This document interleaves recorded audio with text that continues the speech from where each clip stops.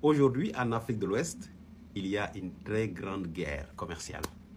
Une guerre très saine, basée sur le lobbying, les consultations et les négociations. Et cela est dû à la position de l'AIS par rapport à son non-accès à la mer.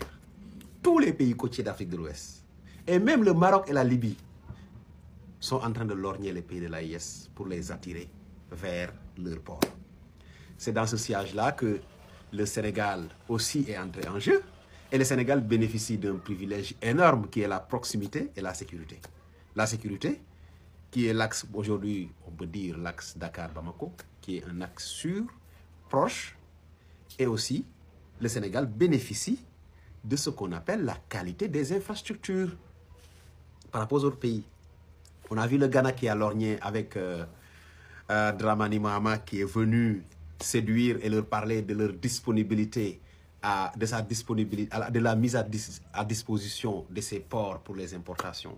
On a vu le Maroc qui entre en jeu, on a vu la Guinée, on a vu le Dakar, Ousmane Sonko, son excellence Bassirou Diomaye Diakhar Faye. Et là, il y a une autre personne qui est entrée en jeu, c'est le port autonome de Dakar.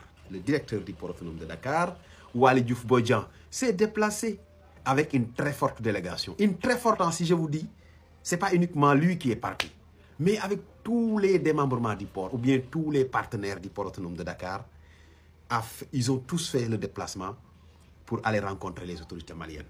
Je vais vous lire l'article et vous allez voir comment cette opération, peut-être, ou bien cette guerre commerciale très saine, basée sur le lobbying, non sur la destruction, est en train d'être gagnée par le Sénégal. Parce que je vous ai cité tous les paramètres qui permettent aujourd'hui au Sénégal d'être favori dans le choix des importations. Il dit, dans le cadre de sa stratégie de renforcement des relations internationales, le directeur général du port autonome de Dakar, Waly Diouf Bodian, a effectué sa première visite au Mali. Cette visite marque une étape importante dans la coopération entre les deux pays qui est axée sur le développement des infrastructures portières et l'optimisation des échanges commerciaux. C'est ça. Accompagné d'une délégation composée des représentants du ministère des infrastructures terrestres, aériennes et de la douane, de Cap Sénégal, de Maes, de TVS, de TP, de SNTT, d'AGL, de Dakar Terminal, de DP, de Suez et d'un collectif de transporteurs conteneurs agréés. De Gaïndé 2000, de CMA, vous voyez, c'est de Grimaldi, de Liloy, de Apage et d'autres. Ainsi que plusieurs autres directeurs de secteur du port autonome de Dakar. M. Bodian a rencontré les responsables maliens pour discuter des opportunités de collaboration et d'amélioration des services portières. Vous voyez, c'est quand je vous disais que c'est une très grande délégation, une forte délégation.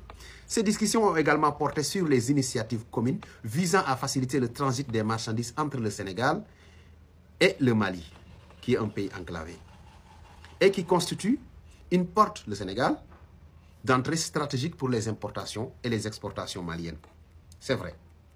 Le Sénégal est stratégique pour le Mali. Vraiment, pour quelqu'un qui connaît ce que veut dire la logique commerciale, ce qui veut dire, par exemple, ce que coûte l'assurance par rapport à la distance et tout, le Sénégal est la position idéale pour les marchandises maliennes.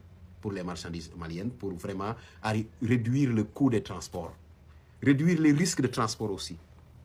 Après, l'article ajoute, cette visite a permis de renforcer les liens déjà solides entre le Sénégal et le Mali, tout en explorant de nouvelles pistes pour accroître les échanges économiques et commerciaux.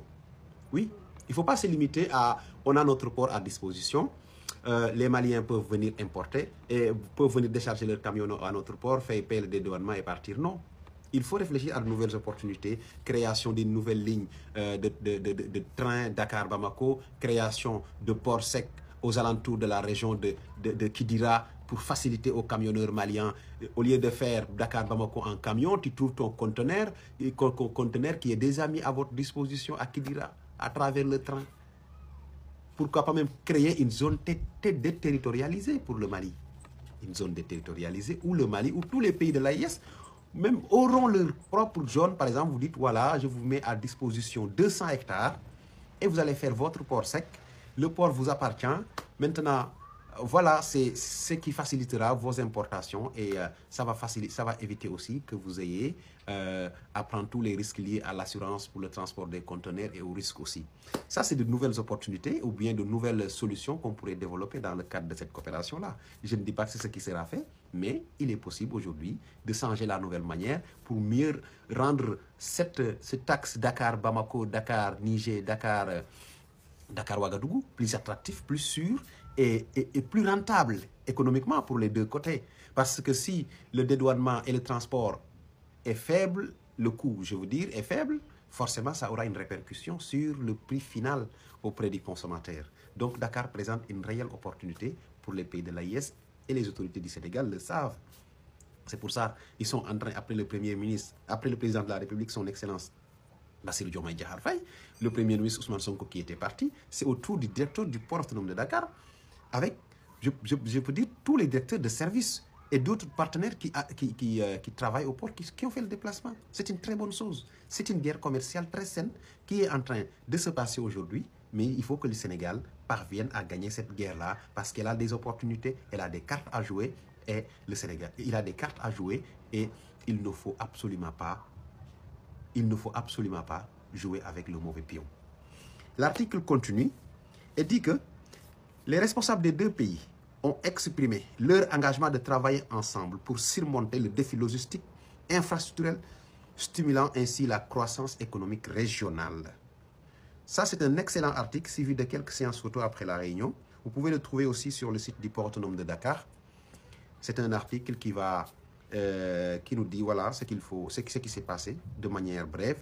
Mais il faut savoir que c'est une opportunité pour le Sénégal d'avoir cette proximité, d'avoir cette sécurité et aussi d'avoir cette qualité d'infrastructure. Je pense qu'il faut juste maintenant redynamiser ce qu'on appelait le train Niger-Sénégal, c'est-à-dire Niger,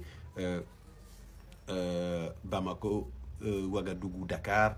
Ce train est fondamental pour développer un axe stratégique et gagner totalement cette guerre commerciale et laisser les autres qui sont là à rêver. Ah oui, le Sénégal doit gagner cette guerre. On a toutes les opportunités pour le faire.